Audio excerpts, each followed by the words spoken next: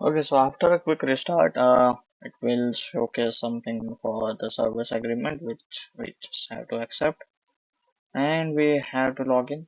Now I will also do the same with my Google account.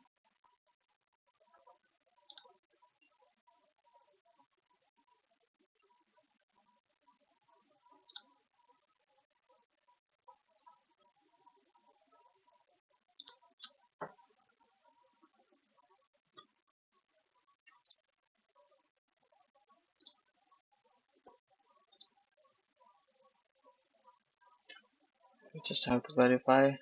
Um, I'm pausing this video, and you can all just verify your email.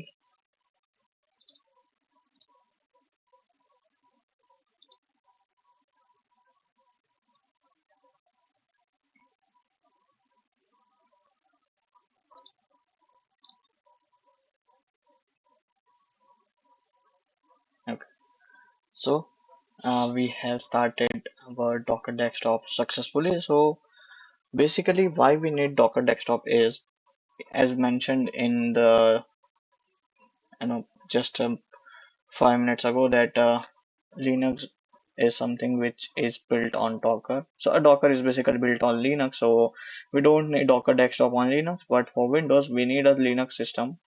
So it just helps us out to play with Docker using the Docker desktop. So we don't need any other thing. Okay. So now let's again go to the website.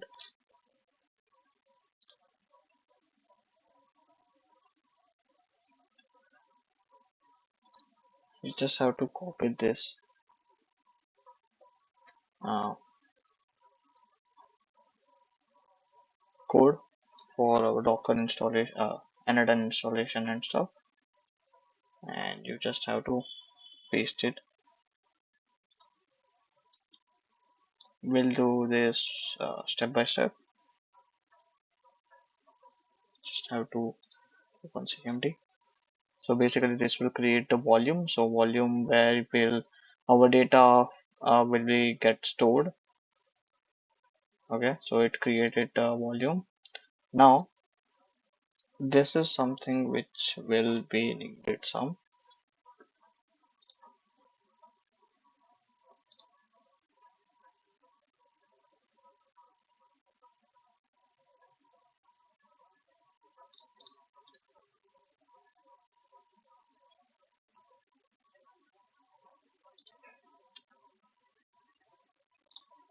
We have to select our time zone. So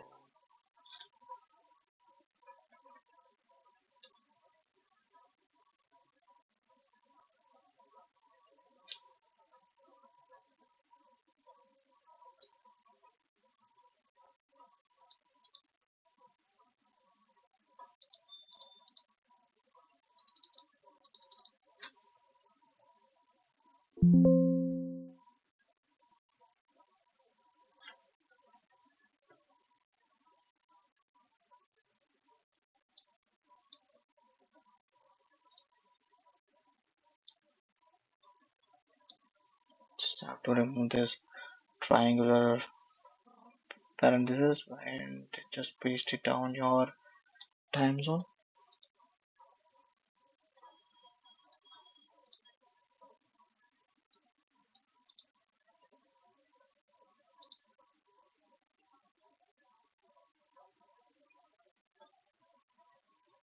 Okay, let me just do it another way. So as you can see, we just created the n8n volume inside our Docker desktop, and now you just have to pull an image of n8n. Just have to search it.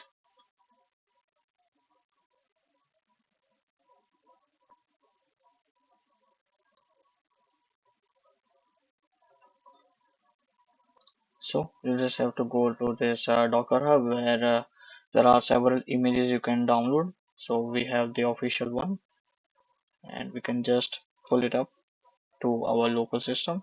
So basically this will pull a image of an n8n to our local system so that we can use it. It will take a little time, so I'm going to cut this video. Okay, so we got the latest pull and now we can just see into this image. It is a huge size, like 1.98 GB. So for running this, um,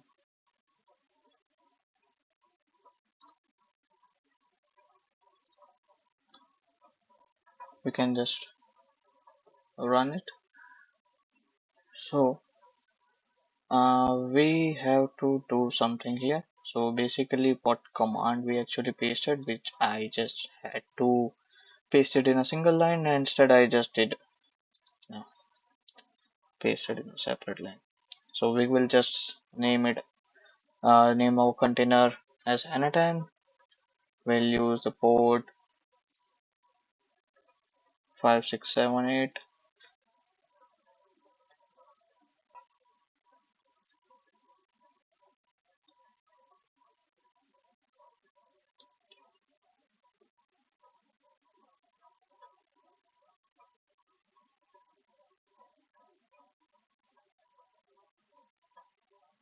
We have the container name, sorry, the volume name here, which is n8n data, which we created earlier, and we have the path as well. So we can just copy this. We have environment variable, so basically some things we need to paste it down, which is generic time zone, first one, and which is of course Asia Calcutta. We have to add few more. Time zone Asia Calcutta.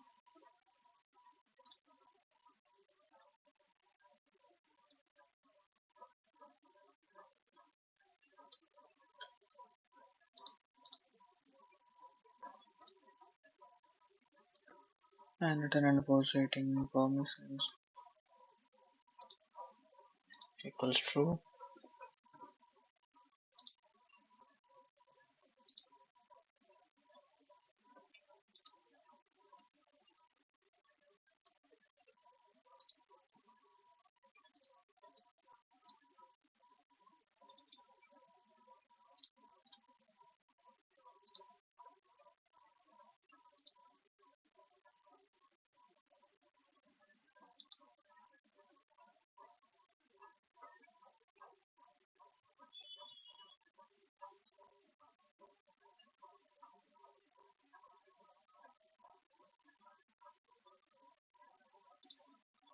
That's it. We can just close it down now and we can just run it. Of course, we have to allow it. So as you can see, it is up our n8n, and now we can just click on this link and it will let us to this URL where we have to set up our n8n account. So I will just quickly made up my password and I will get back. After entering the password again, similar things are there. So I will quickly skip some of them and I will again talk about it. Now as you can see, we are back in our n8n, and whenever you want to just run it again, just have to run that image, and we don't have to provide all those details again and again. It's just for the first time, so we can it is showcasing us some of the templates directly, or we can just start from the scratch itself. So yeah, that was for n8n no setting up into the local. The other way it could have been this simple command, which is docker run, and this is the command. I will paste it down into the comment section if you can, if you want to have a look at it. And yeah, that's it for this video. So in our next video, we are going to make a complete big project, and it will be a little surprise. So be ready with your self-hosted n8n work, uh, n8n. So what we covered in this video is we learned what self-hosting means and how it compares with cloud hosting. We also discussed the basics of Docker, including images and containers. And finally, we ran n8n locally using Docker. This setup is perfect for learning and local development. And see you in the next video. Bye.